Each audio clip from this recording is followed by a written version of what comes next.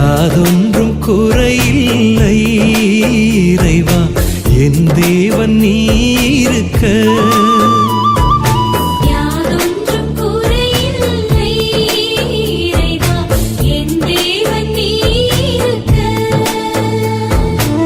இருள் சூழ் பள்ளத்தாக்கில் இறைவா நான் நடக்க நேர்ந்தாலும்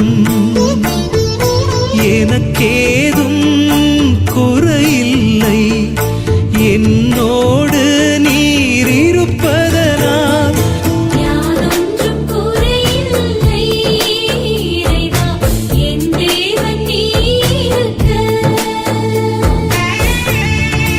பல பேர் பழி பாவம் இறைவா என் மீது சொன்னாலும்